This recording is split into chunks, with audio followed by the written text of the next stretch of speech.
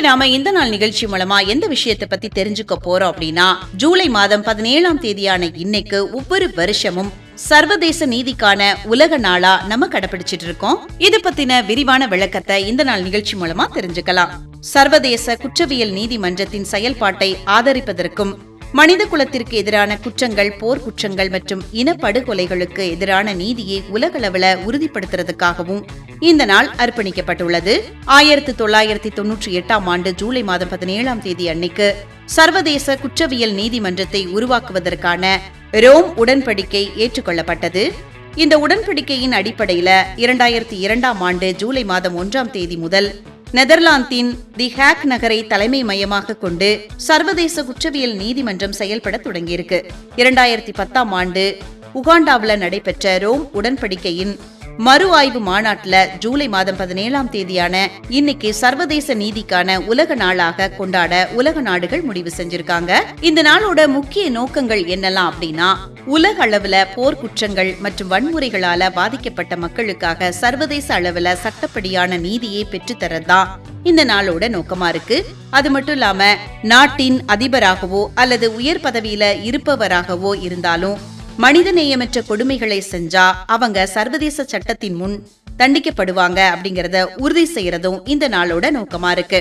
உலக நாடுகள்ல மனித உரிமை மீறல்களை தடுத்து உலகளாவிய அமைதி மற்றும் பாதுகாப்பை வலுப்படுத்துறதுக்காகவும் இந்த நாள் நம்ம கடைபிடிச்சிட்டு வரோம். இந்த நாள்ல சர்வதேச அளவுல மனித உரிமைகள், சட்டத்தின் ஆட்சி மற்றும் உலகளாவிய நீதிமன்றங்களோட தேவையை குறித்து விழிப்புணர்வு முகாம்கள், கருத்தரங்குகள் மற்றும் விவாதங்கள் நடத்தப்படுது.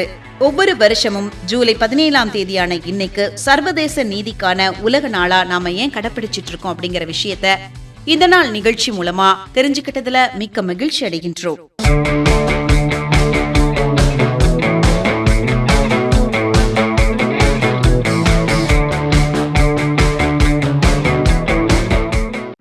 இப்ப நாம இந்த நாள் நிகழ்ச்சி மூலமா யார பத்தி தெரிஞ்சுக்க போறோம் அப்படின்னா, கிருஷ்ணன், பஞ்சு அப்படிங்கிற இரட்டையர்கள்ல ஒருவரான இயக்குனர் கிருஷ்ணன் அவங்கள பத்தி தான் தெரிஞ்சுக்க போறோம். 1909ஆம் ஆண்டு ஜூலை மாதம் 18ஆம் தேதி சென்னையில பிறந்திருக்காங்க. தொடக்கத்துல இவர் திரைப்பட ஆய்வகத்துல தொழில்நுட்ப கலைஞராக தன்னோட பணியை தொடங்கியிருக்காங்க. நெகட்டிவ் எடிட்டிங் பணிகள்ல சிறந்த அனுபவம் பெற்றவர் கிருஷ்ணன் அவர்கள். 1940கள்ல தொடக்கத்துல பூம்பாவை திரைப்படத்தை இயக்கும் போது எடிட்டராக இருந்த பஞ்சுவோட இவருக்கு நட்பு ஏற்பட்டிருக்கு. படப்பிடிப்பு தளத்துல காட்சிகளை அமைக்கிறதும் நடிகர்களை வேலை வாங்குறதும் கிருஷ்ணன் நிபுணராக இருந்திருக்காரு. படமாக்கப்பட்ட காட்சிகளை எடிட்டிங் அறையில நேர்த்தியாக தொகுத்து முழு வடிவமாக்குறது பஞ்சு கவனிச்சுக்கிட்டாரு. இந்த பரஸ்பர புரிதலே இவங்களை 40 ஆண்டுகளுக்கும் மேலாக வெற்றிகரமான இணையாக தக்க வச்சிருக்கு. தமிழ்நாடு அரசு வழங்கிய உயரிய கலை விருதான கலைமாமணி விருது வாங்கியிருக்காங்க. அதே மாதிரி திரைப்படத்திற்காக சிறந்த இயக்குனருக்கான தமிழ்நாடு மாநில திரைப்பட விருதை பெற்றிருக்கிறாங்க.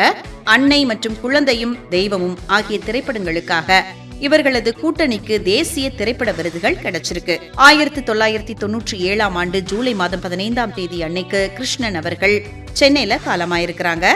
இன்னைக்கு நாம இந்த நாள் நிகழ்ச்சி மூலமா இயக்குனர் கிருஷ்ணன் அவங்கள பத்தி நிறைய விஷயங்களை தெரிஞ்சுக்கிட்டதுல மிக்க மகிழ்ச்சி அடைகின்றோம்.